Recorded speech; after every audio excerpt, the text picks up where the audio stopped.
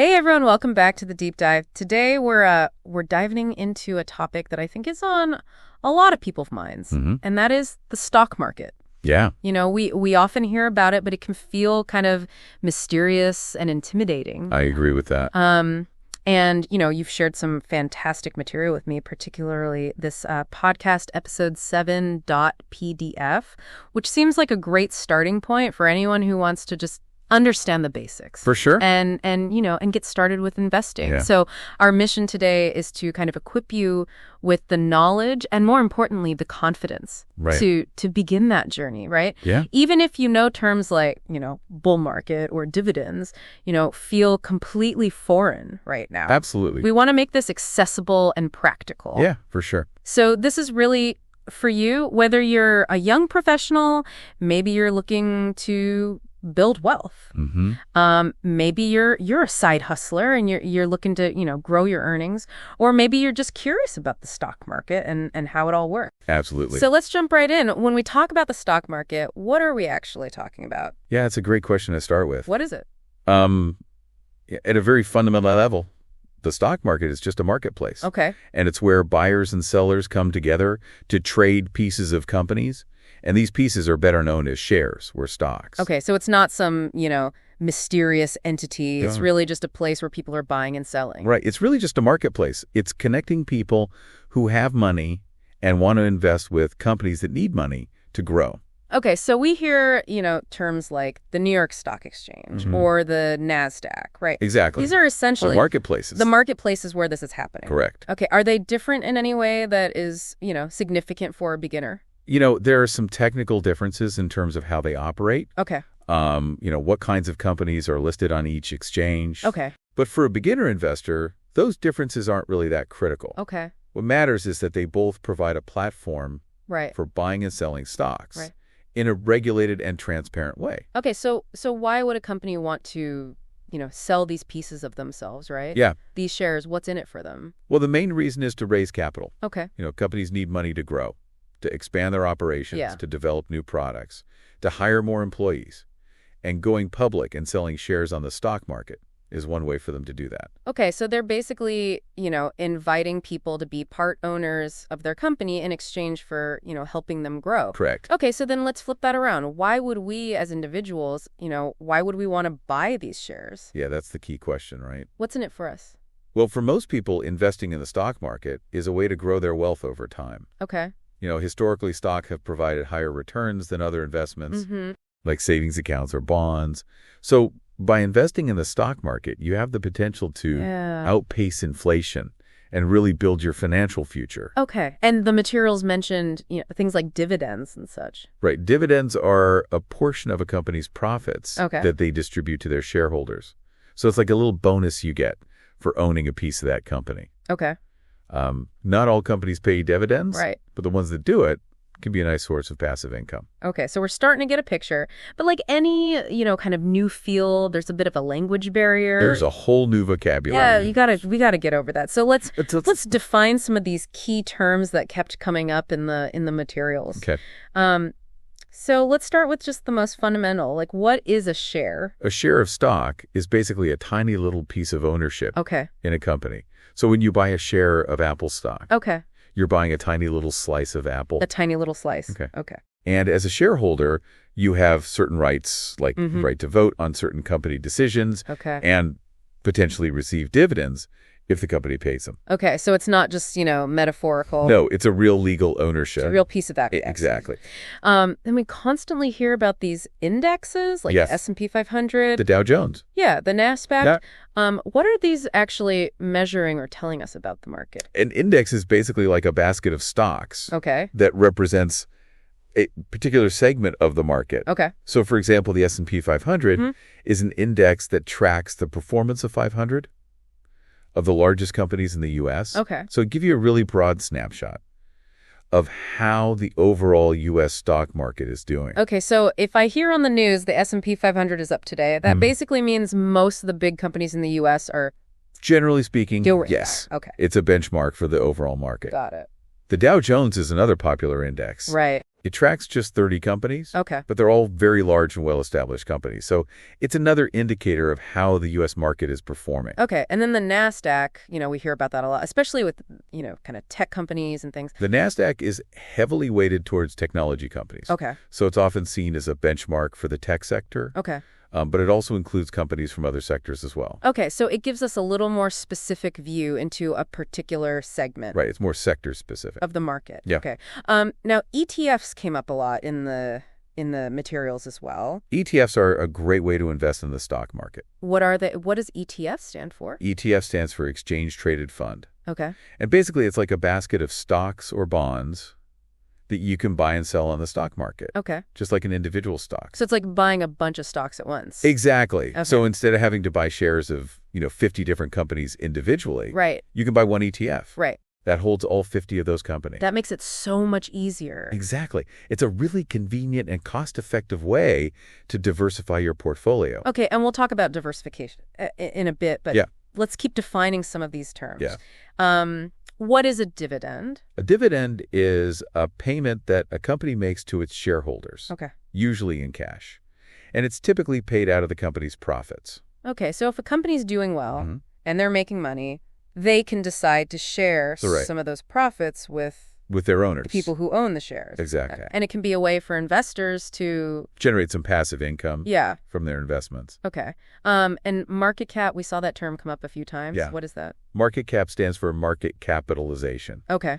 And it's basically the total value of a company's outstanding shares. The bigger the company, the bigger Generally speaking, yes. the market cap. Yeah. The higher the market cap, the larger the company is. Okay. It's calculated by multiplying the current stock price by the total number of shares outstanding. Okay. So it gives you a sense of the overall size and value of a company. Okay. And then finally, these kind of, media terms that we hear about that sometimes sound a little scary, like bull market and bear market. Yeah. What do those terms actually mean? A bull market is a period of time when stock prices are generally rising. Okay. And investors are feeling optimistic. So everyone's kind of happy and Right. things are, moving in the right direction. Generally, yes, there's a sense of optimism. Okay. And then a bear market is kind of the opposite. Exactly. A bear market is when stock prices are generally falling. Okay.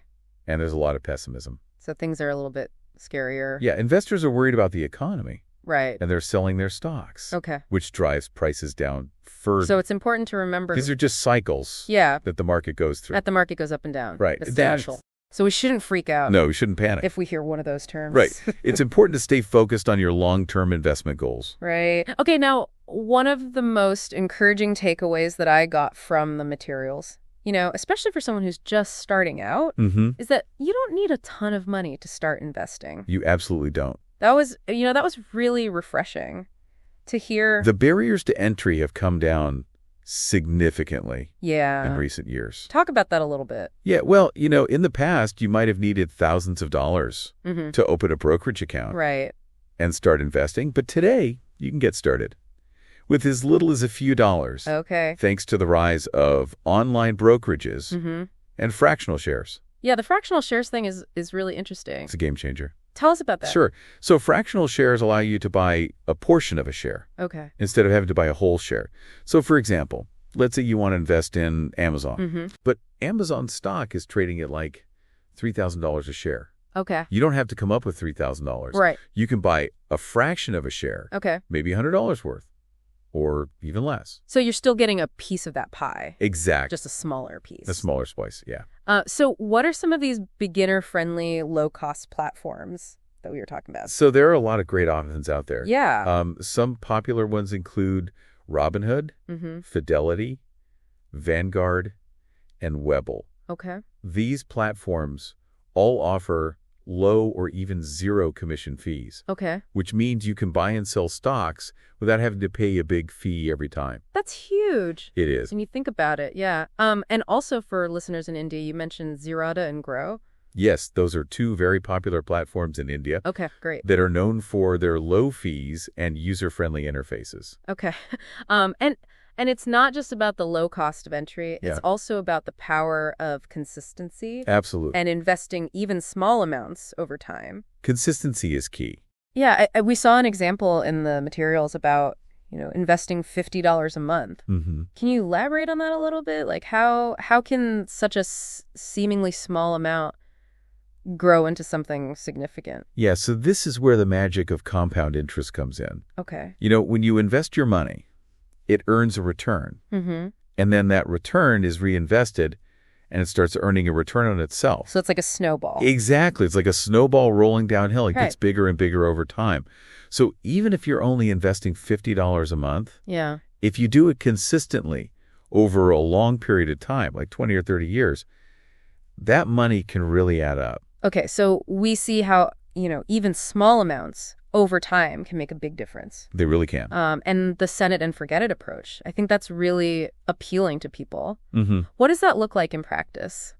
Well, it's all about automation. Okay. A lot of brokerages these days allow you to set up automatic investments. Okay. So you can choose an amount of money, like $50 or $100, to be automatically transferred from your bank account to your brokerage account every month. Okay. And then that money can be automatically invested into the investments of your choice. Okay, so I don't even have to think about it. Exactly. You just set it up once and then forget about it. Okay. And your money will be invested consistently over time. I like that. Okay, so let's shift gears a little bit and talk about, Okay. actually creating a beginner-friendly investment strategy. Mm-hmm. Where should someone even begin to think about how to invest? Well, the first thing you need to do is figure out what your goals are. Okay. What are you saving for? Yeah. Is it retirement? Is it a down payment on a house? Is it your kid's college education?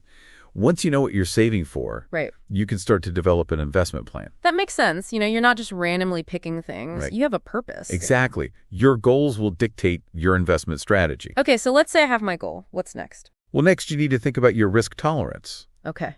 How much risk are you comfortable taking with your money? So that's different for everyone. Everyone's different. Uh-huh. Some people are very risk averse, while others are more comfortable with volatility. So it's important to figure out where you fall on that spectrum. Okay, and how do I do that? Well, there are a lot of online questionnaires Okay. and tools that can help you assess your risk tolerance. Okay.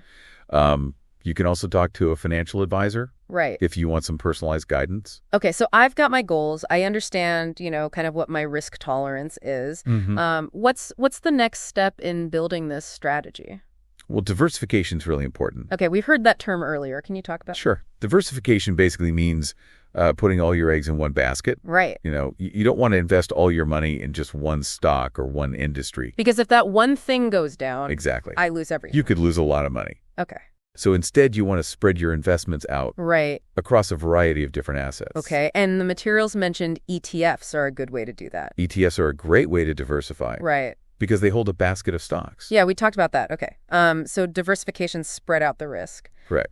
Dollar cost averaging was another big one. Yeah. Tell us about that strategy. Dollar cost averaging is a simple but powerful technique Okay. where you invest a fixed amount of money at regular intervals, Okay. regardless of what the market is doing. So, for example, you might decide to invest $100 every month Okay. into the S&P 500. Okay.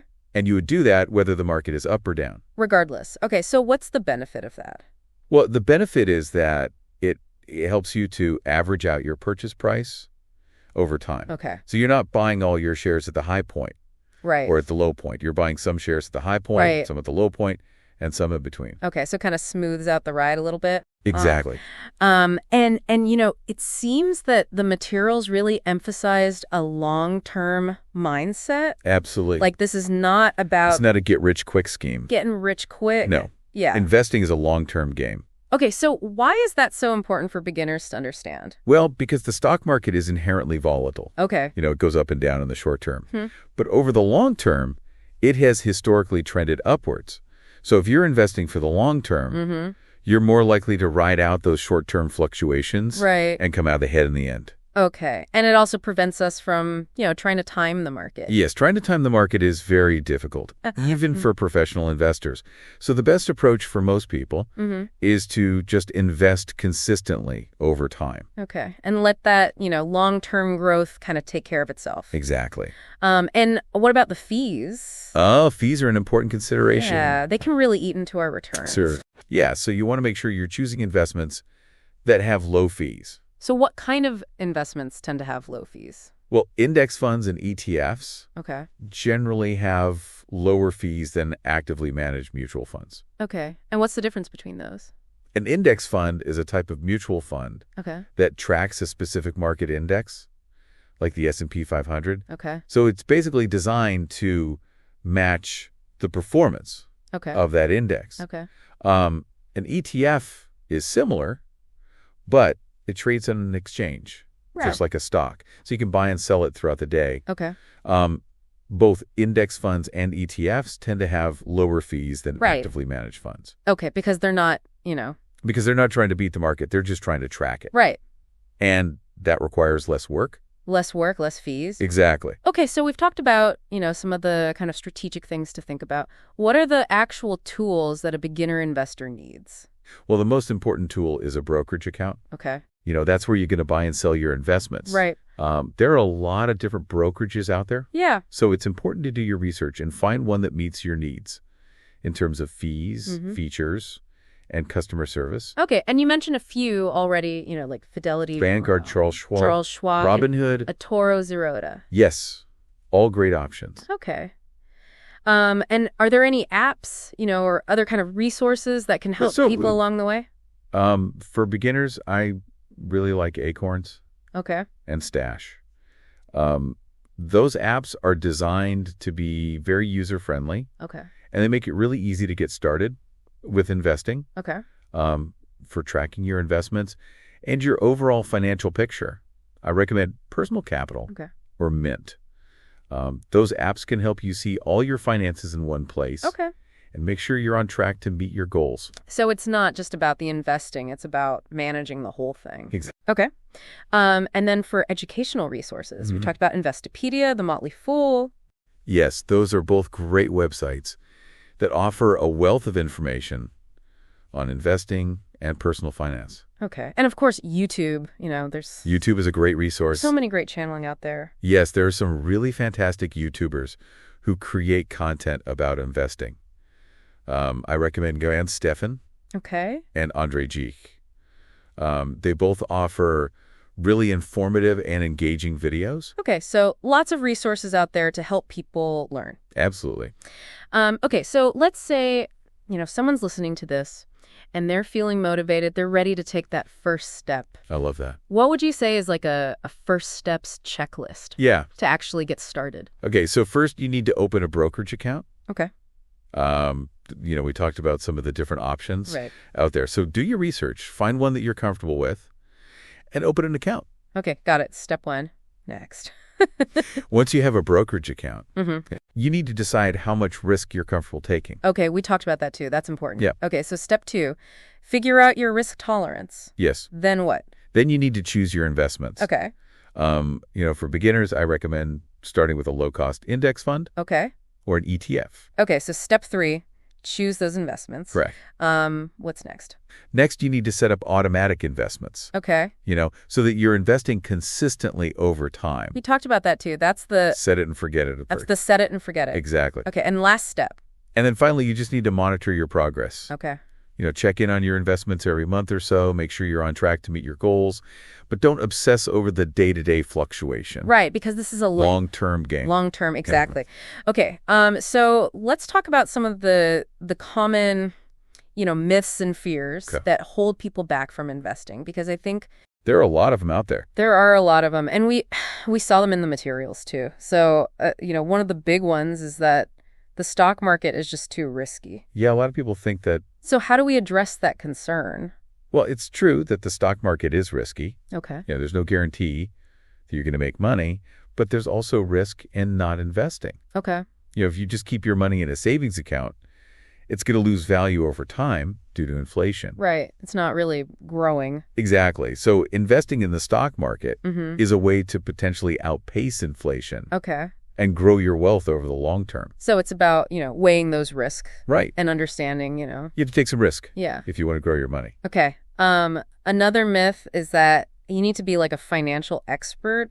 Yeah, a lot of people think that. To invest, and that's just not true. No, it's not true at all. You don't need to have a PhD in finance to be a successful investor. There are plenty of resources available. right? We just talked about a bunch of them Right. to help you learn the basics. And you can start investing with a simple strategy like dollar cost averaging. Exactly. Okay. What about the fear of, waiting for the perfect time to invest? Yeah, that's a common one. I think we all do that, We all want to buy low. and sell high. And sell high. But it's impossible to time the market perfectly. It is impossible. Yeah. So what do we do? So the best thing to do is to just start investing now. Okay. Don't wait for the perfect time because you're likely to miss it. Time in the market Right. beats timing the market. That's a good one. And then finally, that myth that investing is only for rich people. Yeah, that's just not true anymore. With fractional shares Right. and low minimum investments, anyone could start investing. Just a few dollars. So we've really busted that myth, I think. Yeah, I think we have. In this deep dive. So as we come to a close, what are the key takeaways that you want our listeners to leave with today? The key takeaways are that investing in the stock market doesn't have to be scary. Okay. It's a great way to grow your wealth over time, and anyone can do it. Okay. Start small, invest consistently, and stay focused on your long-term goals.